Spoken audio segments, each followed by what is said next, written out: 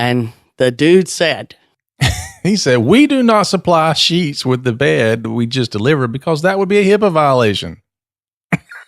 I honestly thought you made this one up. I was like, there is no way somebody said that. You're listening to the Help Me with HIPAA podcast, where HIPAA and humor collide to make learning fun. Your delightful hosts are Donna Grindle and David Sims. Relax. HIPAA help is on the way. This is Jennifer Baumgartner from Perkins County Health Services in Grant, Nebraska, and you're listening to the Help Me with HIPAA podcast. Thank you for that wonderful introduction. My name is David Sims, and I am with Security First IT and HIPAA for MSPs, and joining me, as always, is the lovely Donna Grindle of Carden. "Oh, Shaw, I know. make me blush." I doubt that, but anyway. So before we get into the day's topic, which we had to really play with the title to get it to pass our internal FCC. Yeah. So, but today's going to be interesting. It's going to be, especially for you people that really have a good grasp on HIPAA, and you hear people saying things that are incorrect, and it kind of just, it's the fingernails against the chalkboard. Because we're going to talk about the top 10 wrong HIPAA statements that we have personally heard or been told. And having to figure out how to respond to them. Yeah. Without getting thrown off some message board. I know. So we'll go through some of them. Some of them you're going to be like, what? Seriously. Yeah. But it just is amazing the amount of information that is at our fingertips in today's world. And it still is mostly inaccurate. I know.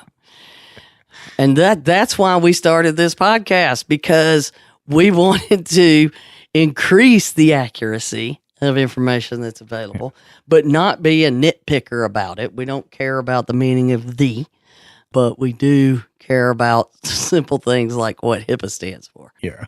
So, in the quote unquote information age, maybe we should change it to the inaccurate information age.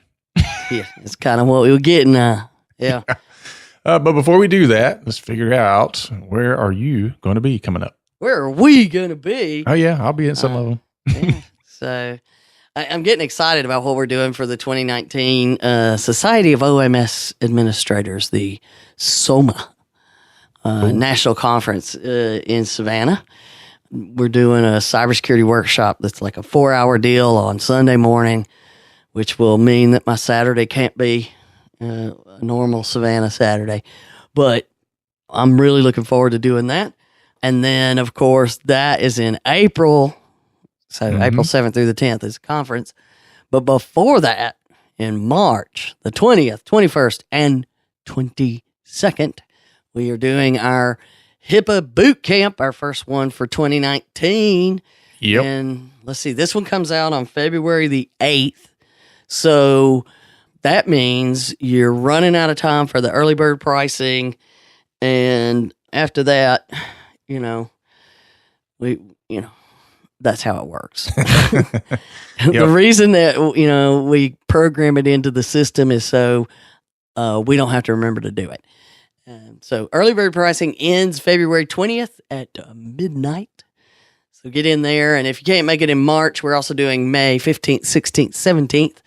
And you got until April 15th on the early bird pricing there. Right. So, and session number 3, you want to mention that one after the email question we got? Session number 3.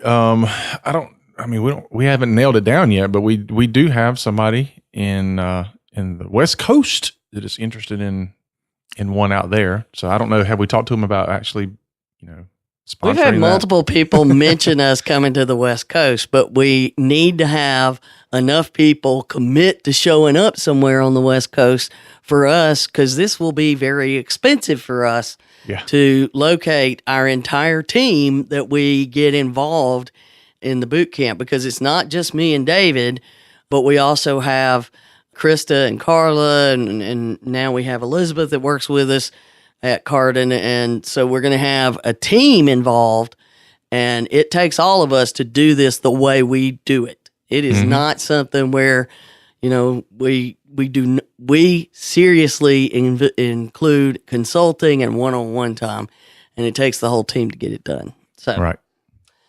If you're interested, Better let us know. That's the answer to, are you doing one on the West Coast? Because we will do one more after Labor Day, usually. And if we get enough people to say, hey, do one in Vegas or somewhere West Coast wise, then we will do that. Whether it's, if you build it, we will come. Yep. So you guys that are listening, you heard the intro. If you are interested in being in submitting your own intro to our podcast, then go to our website at helpmewithhipaa.com. Scroll down, you see a little place there where you can record, and if you'll just record an intro, just like the one that we had at the beginning of this show, we'll see if we can add it to the beginning of the podcast, and you will be rich and famous. Just like us. Yeah, exactly like us. All your dreams will come true. Oh, geez, that sounds like right. Okay.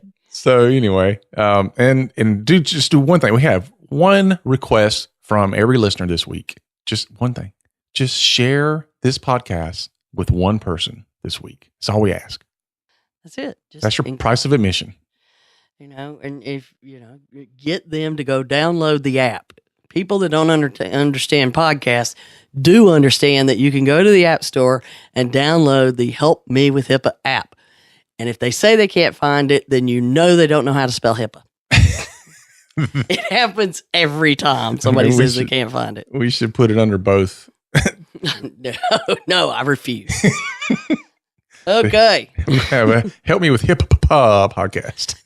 All right, so that brings us to our top 10 absolutely incorrect, dumb statements that we've heard. I know David wanted to use the, what was it? $8. $8. The dumb $8 stuff.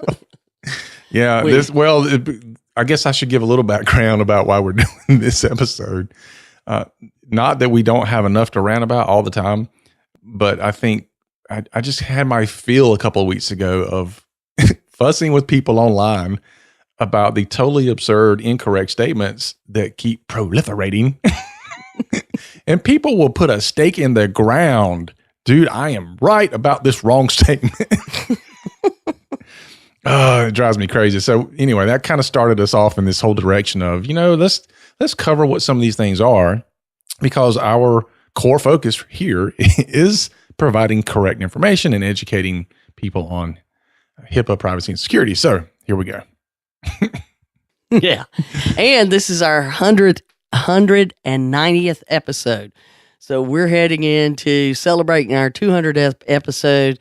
And we don't know what we're going to do about that. We may forget to celebrate it, but I told you we're going to do the top 200 reasons to listen.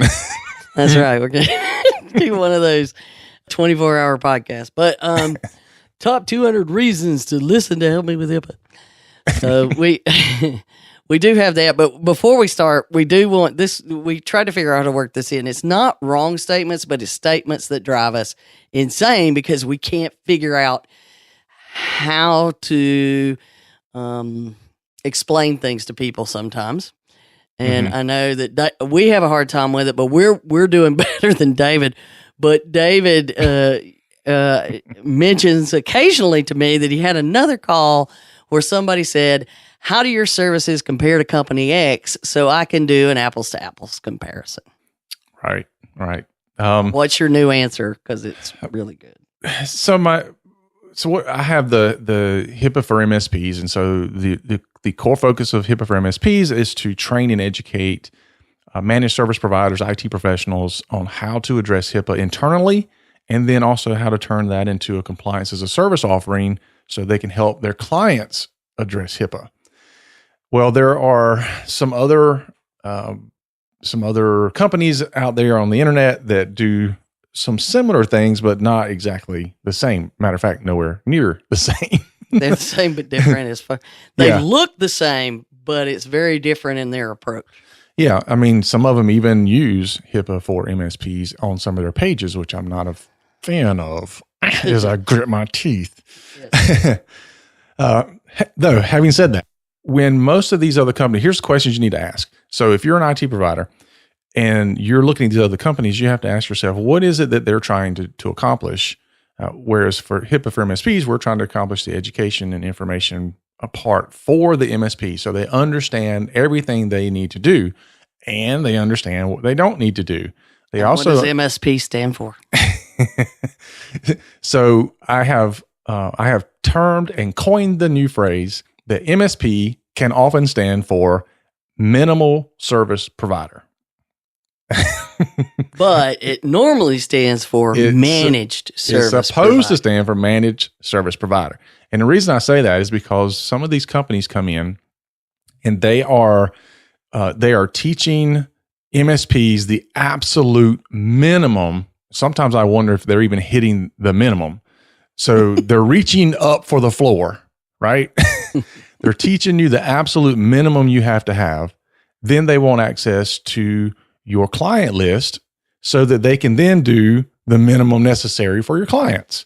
And so their whole premise and business is built on doing the minimum.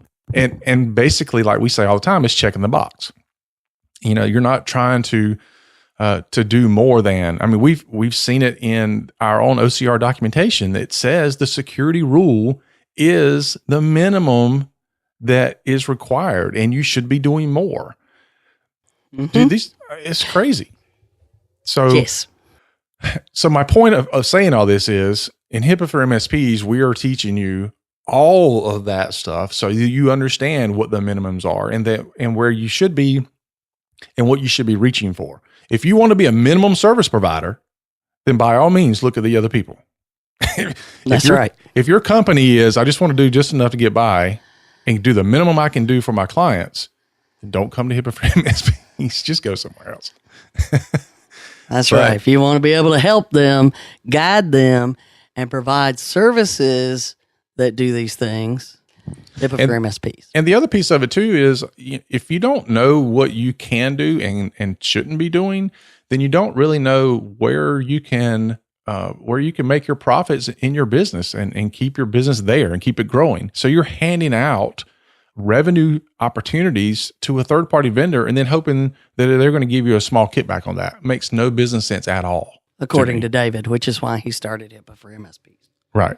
Actually, it was around before this other stuff really was. It was. I was number one, the first on the scene. Of course, like anything else, when there's any success in it, you'll have people come along that try to do the same thing.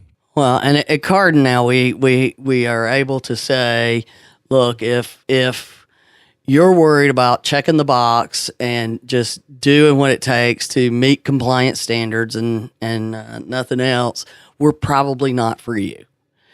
If you're worried about protecting patients and making sure your business is doing the right thing, both under the law and above and beyond, because you're worried about your patients' information and your business's reputation about it, let's talk. So it's pretty easy, because that's what makes us different is, just like David, minimum service provider, or do you want to make sure that you're doing the right thing by your patients? And then, and that's your number one goal, not just compliance becomes part of doing the right thing to protect your patient. Yeah. I mean, to me, it's like if you took your car to get it serviced and you pay the guy to service your car and they fill everything up to the minimum line. Right? And it's like, I mean, you would go nuts. You'd be like, what are you doing? Well, dude, I only put the minimum oil necessary. I only put the minimum brake fluid necessary. That's all you need. That's all that's necessary for you to check the box and say that you have enough to leave here, right? So there you go. All right. Well, we could rant about this one topic forever. We got to get our top 10 in. Let's do it. All right. Number 10. And we're doing this in, Letterman style, of course. Yep. Top 10. The top 10. Here's my card. Here, I got my card. Here's one of the things we've heard. We are not a business associate because we don't access PHI. We just manage the network. Okay. Not true. You know what my answer to that is? What's that? You have administrative control of the server, of the firewall, of the access points. Is that true? Well, yes, that's what I need to manage the network. So if someone else had control of all of those things, would you consider it a data breach? Yes. Okay, then you having control and not being a business associate is effectively a data breach that needs to be reported. True. There you go. We're done. Moving along. Number 9. Bam. We've mentioned this one before, and We did a whole episode on this. yeah, it keeps coming back. Jeez. All right, so here's another one we've heard. You can probably fill in the blank on some of these, but we do SOC 2 or High Trust or PCI or fill in some other acronym and other certifications, and we're 100% HIPAA compliant, and we're because of that. Yeah, guaranteed. Guaranteed. 100% HIPAA compliant. HIPAA compliant. Boom. We are good to go. No. So, we did a whole episode on what does it really mean when you say, because Anthem was High Trust certified when they had their breach of 80 million people. I think that's enough to discuss for right now, but we'll link to the episode if you want to hear us really go on about the details of what does it mean when you have these certifications and how that isn't guaranteeing anything. Mm-hmm. And even the Office for Civil Rights, we also provide a link to this. They have a statement that says, we do not endorse any vendor solution, or I think they say any third-party solution concerning HIPAA compliance, period. We do not accept any information or anything that you've completed or certified by a third party as indicating HIPAA compliance. And the bottom line is they're not going to tell you you're HIPAA compliant. They will never say you're 100% HIPAA compliant. Nope. And if they don't say it, why should anybody else? All right. I mean, you can literally have all your ducks in a row, and then somebody do something stupid, and then what are you at that point? If you have a breach that afternoon, are you still HIPAA compliant? You were HIPAA compliant that morning. Are you still HIPAA compliant? I mean, we don't know. It's like I told a guy the other day. HIPAA compliance is not a goal. It is a lifestyle or a culture of your business. Yeah, it's not a destination. Exactly. It's a way of life. Home. I feel very zen because we're emptying all of these things. Number 8. Number 8. All right, number 8. I love this one. Yeah, here's another one that's funny that we've heard. You do not have to do what the business associate agreement says. You just have to sign it to do business in healthcare. I hear this all the time in the IT realm on Facebook groups and Reddit groups and all that.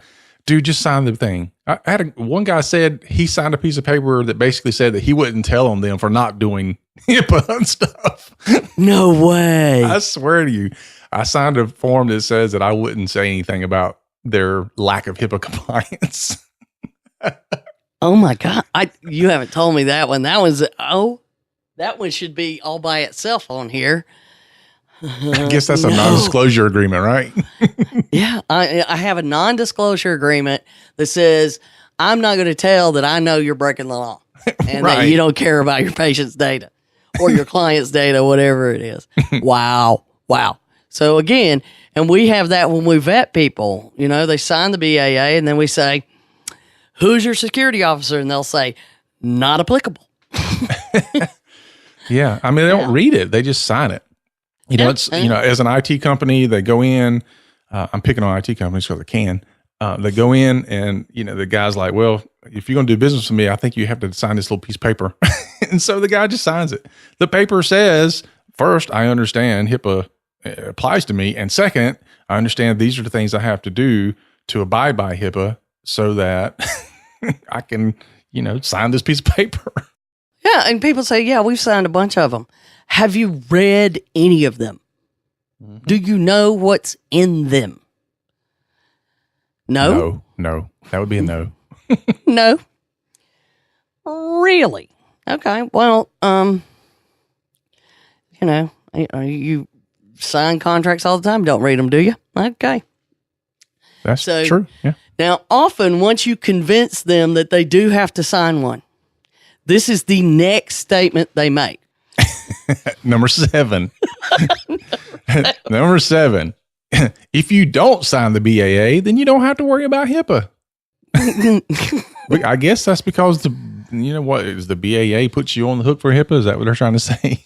I guess, it's like, well, if I don't sign saying I'm going to do it, then I don't have to worry about it and I can still do the work I was going to do anyway. Wrong. Very wrong. In the law, it says, well, maybe not in the law, in the guidance, or we know we have documentation from the OCR under HHS, the people in charge, who say it is the work that you do that makes you the business associate. The business associate agreement confirms what your obligations are with a particular business associate or covered entity. Right. And so you're liable for everything. In fact, you're liable for more crap if you don't sign it. Right. Yeah. Not signing it is going to get you in more trouble than signing it. But right. The other thing too is a business associate agreement spells out things that both of you need to know. For example, what are your notification timeframes? Because depending on where you are, what state you're in and all that, and what the state breach notification laws are, you might be overextending into a time frame that you can't legally do. Oh, yeah. Or ones that I've seen where it basically lets the business associate do all of the decision making and decide whether or not somebody's going to get notified. And you only have to tell me if you decide that you're going to notify people. Mm-hmm. As a business associate. We just went through, they don't think they have to do it even if you sign it. Now they're saying they don't have to. If you don't sign one, then you're not obligated to follow it. All of that is wrong. All of that. And we had to put those together because the number of times you get them past the point of number 8 only to hear number 7. It is amazing. So the answer to that is no. The work you do makes you liable. And by not signing the agreement, it only makes you makes you in a larger violation of the law. It makes it worse. You just pick the scab. That's all I'm saying. Terrible. Yeah. So the next one here, this is kind of funny. I have to admit. We had to throw in a couple of funny ones. Yeah, this one's funny. So number 6 of the things we've heard is, I can't tell you about the dog that you dropped off at the vet because of HIPAA. Yeah, somebody at one of my sessions swears up and down. They told the story, and I'm like, there is no way. And, every single day. And no, I'm telling you, this is what happened. And I tried to tell them, HIPAA's only for people. But it's a furry people. So this falls under how HIPAA is used the wrong way. And we were talking earlier that we're pretty sure that a lot of the people that really go off and hate HIPAA have absolutely no idea about what's really in the law. They've just heard crazy stuff and been forced to go to training that is boring and all it does is tell you what the law says, and they've never truly understood what it's about and what's in it at all. So if the vet can't tell you about a dog that you've rescued and brought to them because of HIPAA, and it's not your dog, so I can't tell you about it. That's hilarious. Yeah. So that misunderstanding takes us perfectly into number 5. Number 5 says, I know everything about HIPAA because, fill in the blank here, I'm a doctor, or my spouse is a doctor, or I've worked in IT for X number of years, or I was trained on HIPAA since 1996, or I managed computers at a doctor's office, or I worked with several large hospital systems over the years. Oh my gosh, dude. Yeah, just how keep many times? Feel it. This, and the funny thing is, this exact statement was in an argument that I was in online recently. Dude goes into this whole thing about how he's worked at a hospital system for 30 years or something like that. And he has law firms that he goes to all the time and sits in on these HIPAA law things. It just this whole 9 yards, and the entire post every time he mentions HIPAA is misspelled. This is what sent David off the rails, which is why we're doing this episode. You're such an expert, and granted, he may know some things. You're such an expert at all this, and you went through all this detail about how you're such an expert in HIPAA because of your experience, and you can't even spell it correctly. Just drives me crazy. Drives me crazy. Yeah. Well, and it drove other people crazy that really understood it. They got kicked off the message board, you said. They did. This one guy was so mad about all the incorrect information that he started being kind of belligerent. They ended up kicking him out of the group. Yeah. Which, we are so used to dealing with this stuff that we just have to take a deep breath before we say anything, because we know it's coming. We know it's coming. And just the sheer volume of those kind of I know everything because basically means you can't tell me I know about it. And my answer is, until you do this job all day, every day, you can't, tell me that your exposure has been that deep, because I don't know everything. I want to learn more every day. And this is what I do all day, every day. Mm-hmm. So it's impossible that if your spouse is a doctor, you know everything about it. Yeah. And my favorite is, I've been trained on HIPAA since 1996. That one drives me nuts. The HIPAA law was passed in 1996.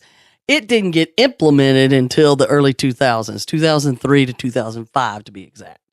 So anytime anybody says you've been doing something since 1996, you know they don't know the law. I'm just saying. just saying. I'm just saying. Yeah. Well, one of the slides that we use actually in the boot camp, kind of outlines the entire HIPAA law and breaks it down into the titles and the rules and then the safeguards and all that. And it's amazing when people look at that, they go, "Oh, I thought I knew something about HIPAA. I didn't realize there was all this other stuff about HIPAA." Especially the IT folks, because I'm looking at them going, "Dude, 8 pages. That's it. That's all you know, dude. 8 pages. And you're running around here telling everybody you know HIPAA. And you don't even know what all those 8 pages mean when you do the deep dive into, 1, A, 3, B, I. No. No. Yeah. So anytime anybody tells you they know everything about HIPAA, I don't care who it is or how long they've been doing anything, you should have a little red flag go off. Yeah, because we don't tell you we know. We say we do it for a living, so we really know it well, but I don't know everything there is to know, period. Well, that's like typically a good lawyer would tell you whether you go, whatever you go into them for, if that's their specialty, typically they're not going to tell you, "Oh, I know everything there is to know about XYZ. They're going to tell you they're going to research it or whatever, but they don't tell you they know everything there is to know about family law or they know whatever. What the law is, but they don't know the requirements and actually implementing it and things you have to worry about and the day-to-day concerns. They know what the law says, which is, when I was a developer, writing code, I would tell people when they'd say, "Can you, teach me how to use this or give a demo?" I tell you, I know how it works. I don't know how to use it. There's two different things. Yeah. I know what the back end does, but I don't really know what the people that use it all day, every day actually do with it. Yeah. I just know how it works. And it's usually the other way around, though, with people. They know how to use things. They just don't know how it works. Right. And, it's the same thing. I know what the law says, but I may not know how to actually use it. We spend a lot of time on both. So that's what makes us different than my husband that works in IT says blah, blah, blah, blah. And that's a specific scenario that I've dealt with before. Yeah. My husband that works in IT knows way more than you. Okay. Yeah, he You works tell IT him at to a show hospital. up over here. Yeah. All right. So anyway, now we get to number 4, and this one is particularly bothersome to me. Yeah, this happened like what? last week? Monday. Oh, Monday. this week. This past oh my Monday. gosh. Yeah. This one's crazy. I said, first of all, a lot of things that we shouldn't say on here. And then next I said, this is perfect to use in our recording on Friday. So, here's the thing. Yeah. So the thing that was said. Yeah. And I was like, what? And I got it reiterated. And okay, so when I say this, those of you who understand HIPAA will know how my body had an allergic reaction. So the comment / statement that was made to Donna was okay, yeah. So they're setting up a hospital bed for my mother-in-law who's going into hospice care, and so everybody's tired and kind of strung out anyway. And the dude is he's working hard. I mean, you're putting in a hospital bed in a small space, and he got it all set up. And I said, because I got to get it ready because they're coming soon. And I said, do you guys supply the sheets to go on here? And the dude said, he said, we do not supply sheets with the bed we just delivered because that would be a HIPAA violation. I honestly thought you made this one up. I was like, there is no way somebody said that. No, he did. And I'm standing there and well, first of all, I didn't have time. This is a raw nerve ending environment for me. So that calm that I usually use with all this other stuff, I screamed, that's complete BS. Poor guy didn't know. He just didn't know the person he was dealing with. No. And he's like, no, really, that's what they tell us is that we have to do this. And I was like, you don't understand what I do for a living. That is not true. And he's like, yeah, it's up on our board that, we can't, that's one of our things. Because of HIPAA, you got to remember we can't do, and one of those is we can't give you sheets. And first of all, I don't really care. I have sheets available. I just wanted to make sure if there's some I'm supposed to use instead of these, I wanted to make sure I did it. So the sheets aren't the issue. Maybe it was sheets of information. No, because then he watched me put sheets on. No, I still don't get it, but I was like, someone at your company is eventually going to hear from me. Really, because you got to stop this. This is blaming HIPAA for anything that's uncomfortable that you think people are going to get upset about. Then you just blame HIPAA because then they're going to be mad about HIPAA. Yeah. Because everybody just gets mad about HIPAA because they don't understand it anyway. So we just blame that. Yeah. So anything that we don't want to do, we'll just blame HIPAA for it. And, people go, oh, okay, whatever. Yeah. I'm sorry. I can't give you sheets. Because if you were to, I don't know, ask for superhero sheets and I told somebody, it would be a HIPAA violation. My Little Pony, it's just, you can imagine what it was like for me. I would You like said to have no seen way that really happened. Way.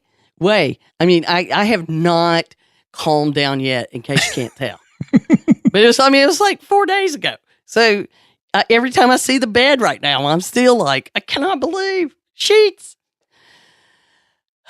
It's a new one. That is a new one on me. Just when you thought you've heard it all. Oh yeah. But I'm at some point somebody's going to get a preaching to. Wow, that's crazy. I know, right? All right, so let's go to 3 so you can calm down. All right, so the number 3 thing, which is a wrong statement we've heard, is if a doctor or any business has patient information, they must abide by HIPAA. Now, this sounds accurate on the surface, and this is what gets people. Just because somebody has patient information, doctor or otherwise, does not necessarily mean that it is protected by HIPAA. Not all patient information is protected health information. That is correct, David. Thanks. What the law says is if you provide services that fall under treatment, payment, healthcare operations, those kind of things, you're covered by HIPAA. If you transmit any of these covered transactions. Yeah, And which there's a list of. Yes. And CMS has a list of what they define as covered transactions. And basically, if you do not send any electronic claims, you do not send any, receive any electronic EOBs, which if you send any paper claims, they're still paying you electronically. So that looped a paper only kind of looped you out, but it can still be argued if you have small plans that you do work with and they pay you in a check, you don't have to do that. If you file no electronic claims, you get no electronic remittance for your insurance payments. You get no eligibility transactions, no prior authorization transactions. Basically, if you don't work with insurance electronically, then you are not a HIPAA covered entity. So the biggest one where that falls under are med spas. Mm-hmm. And people don't get it. I've had companies that are opening med spas, and they get referred to me for one reason or another. Maybe the doctor works with a group, otherwise, whatever. And they say, we want to make sure we set the company up properly and we do all this. So we need to work with you for HIPAA. And I would say, you don't have to work with me. I want your money, but I'm not going to take your money. And I've actually had them say, but our attorney says we're a HIPAA covered entity. And I'm like, I know that may be what your attorney says, but I'd be happy to consult with you to show your attorney why you're not a HIPAA covered entity. Right. I'll tell you another one that really gets people, in addition to the med spa, is the up and coming world of the direct care model or concierge medicine. Mm-hmm. So we've had that happen to us where we come in and we talk to the doctor, and they're obviously doing a family practice and everything, and so we're going down this whole path of HIPAA. And then as I'm looking at some of their information pamphlets on the table, I see, direct care model. I'm like, wait a minute. Let's have a little more discussion here. How do you get paid from your patients? Oh, we have them on like a membership plan. They pay cash, whatever, blah, blah. I said, oh, so everything's cash, right? Yep. You don't file any insurance? Nope. Well, dude, we don't have to talk about HIPAA. I know. People just freak right on out. Yeah. And they're like, what? But I've got patient information. Yes, you do. But it is not protected health information. And people are like, I don't understand this. I don't understand how that can be. It's just the way it's written. Sorry. Yeah. I mean, you got to remember, this law was done in 1996. And at that time, everybody didn't do electronic claims and electronic stuff. And so that's really what they were looking for. HIPAA covers insurance portability, and then transaction code set standards, privacy, and security. Mm-hmm. So we recommend, once we help you figure out that you don't have to do HIPAA, we do recommend that you follow HIPAA guidelines for privacy and security, or you follow the NIST cybersecurity framework, and you educate your patients so that they don't believe that you are a HIPAA covered entity and then get you in some legal trouble. Right. So good thing to think about and to look into, especially if you're a vendor doing business with a healthcare provider. Might want to ask more questions. Yeah, and now there is a flip side to this, is business associates think they're not HIPAA business associates because they have no idea that their clients are HIPAA business associates. Oh, yeah. Yeah, that happens as well. Yeah. So you need to understand the business your clients are in, which is another reason HIPAA for MSPs is very different than some of these other solutions, because we help you learn to ask even your accounting firms or your law firms or the companies that do collections. Well, do you do healthcare collections? The accounting firms, if they're handling patient refunds, or they're handling collections for their clients, or doing reviews of utilization and stuff like that, they may have patient information in it. So it's important that as you evaluate your customer base, you know who is obligated to follow HIPAA. They may not even know it. Yeah. Oh, yeah. You can absolutely stay out of the healthcare vertical and still have to do HIPAA. All right. Right. You don't do any covered entities, but all of a sudden you start asking your clients about the business that they do. And you learn, wait a minute, I am a downstream business associate. Mm-hmm. Well, here's a perfect one. How this happens to us in some cases is we'll have an independent insurance company call, and they offer health insurance. Oh, guess what? You is a BA. Uh-huh. And there's some big providers that are self-insured. Mm-hmm. Big employers, they're self-insured. So the entire entity doesn't have to do HIPAA, but that section has to do HIPAA. Right. So you've got a lot of things that you have to understand around your client base, which is another difference between whatever you want to compare HIPAA for MSPs and this.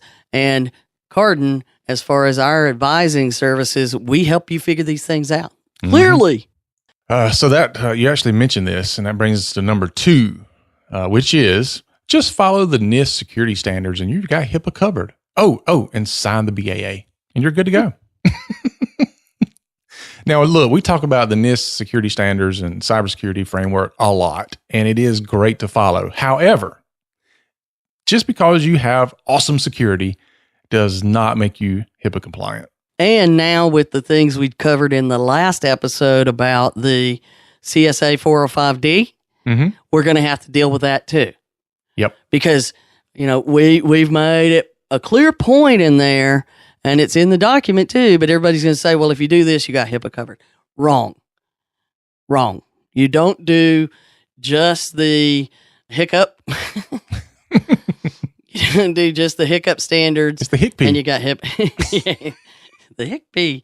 You don't do just those standards and you're fine. Those standards help you with the compliance requirements. Right. It does not do everything. It goes back to what I said earlier. Quit looking at HIPAA as checking the box or a goal that you're trying to obtain or whatever. It is not that. If you quit looking at it as that, then it makes this a lot easier to understand that you're trying to build a culture of compliance, or you're trying to build a lifestyle, whatever you want to call it. A culture of privacy and security, not compliant. True. I stand corrected. You're not trying to achieve compliance. You're trying to achieve a concern for the privacy and security of the information you keep. That is true. And have access to. Yep.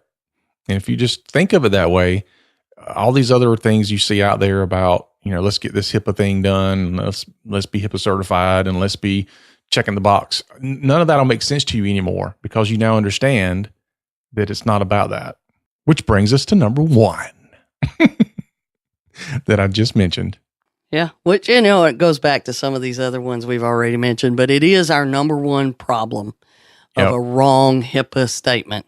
And this is the statement, we are HIPAA certified, which is similar to the one that we often get, which is, how do I become HIPAA certified? Yeah. I mean, even this morning, as I'm looking at some things on a vendor website, I see, we are HIPAA certified. And I'm like, oh my gosh, really? Yeah. And we have people that, want us to look at their product or participate with them. And we go to the website and it says, we are 100% HIPAA compliant. And I'm like, we can't work with you as long as you don't understand how that is wrong. Now, if it's a marketing thing, we can talk about it. But it is incorrect, and I cannot, I can't put my name with something like that because I'm ranting about there's no such thing, as, you can say we're HIPAA certified by, okay? But you can't say 100% HIPAA compliant. Right. You can't say guaranteed HIPAA compliance. Yeah. Well, and some people try to use a little play on words. Like, I've seen them say certificate of compliancy. It's still, it's still indicating that it's certifying that they're compliant. It implies that you don't have to worry. Right. And, I get it. I've said this before. We have training in HIPAA for MSPs. We have a certification. We have a seal. We have all these things too. But we do not say in anywhere. As a matter of fact, we go out of our way to say, this is not a certification recognized by any government entity, just like any of the rest of them. We want to be absolutely clear. We're simply certifying you took this course and you passed it with a level of proficiency that we have established, just like what everybody else is doing out there. Indeed. So anyway, there is no such thing as HIPAA certified, period. And oh, by the way, being HIPAA compliant has nothing to do with a person or product. Okay? Right. HIPAA compliance. HIPAA compliance is something your organization is trying to accomplish. That's right. That's kind of like saying we pay taxes. Guaranteed, we pay our taxes. Yeah. Okay. There you go. Not that it's exactly the same, but it's part of doing your business. You have business decisions to make, and how you make those decisions is whether or not, you may end up with a big tax lien at some time. Same concept. Mm-hmm. You're making business decisions on how you invest in your business. Yep. And your people. And just to throw this out here, I saw the fastest growing cybersecurity vulnerability, people. I like that. That is absolutely I saw it true. this morning. I was like, oh, people are catching up with, it's the people. I know. Why is everybody 2 years behind us? I know. At this point, it's like 2.5 almost. So yep. we're really rocking this. They say the number one thing a podcast has to do is be consistent. Yep. We'll call it consistent. We don't know. Okay, we're consistent. So I have an interesting ask of the listeners. Find us on social media, whether it's Facebook or Twitter or LinkedIn, whatever. But I want to know, what crazy stuff have you heard? Okay, we gave you our top 10, but what crazy stuff have you heard about HIPAA? I want to know. Yeah. Give us some, and then we can start sharing them on an episode, because we just need to build a list of these things so that we can publish. These are wrong statements. Here you go. Yeah. Maybe we have to get a website like, wronghipaa.com or something. HIPAAmistakes.com. Yeah, we'll misspell it. So people can find it. Oh, boy. Well, that's our show for today, folks. Hope you enjoyed allowing us to rant for 45 minutes. Yes. Hopefully now you'll be prepared to answer these statements after you take a deep breath like we do. Yeah, no kidding. So good thing we got all this off our chest. Now we can go and sit down and hum. Have our meditation. It's time to meditate. All right. Be sure to share us out on your favorite social media site. And don't forget, let us know. Seriously, let us know what kind of crazy HIPAA statements you've heard. I'd like to know that. Check out the podcasting app. We mentioned it at the top of the show. Check that out. Rate us on the podcasting app. Help spread the word. And we appreciate it. So remember, for Donna and myself, HIPAA is not about compliance. It's about patient care. You've been listening to the Help Me with HIPAA podcast, hosted by Donna Grindle and David Sims. The show created to help you with HIPAA. For more information or to ask us a question, visit our website at helpmewithhipaa.com. Neither Donna Grindle or David Sims are attorneys, and they do not offer binding legal advice concerning regulatory compliance. The information in this podcast should not be relied upon or construed as legal advice in any way. Consult your attorney for legal advice concerning compliance with HIPAA regulations.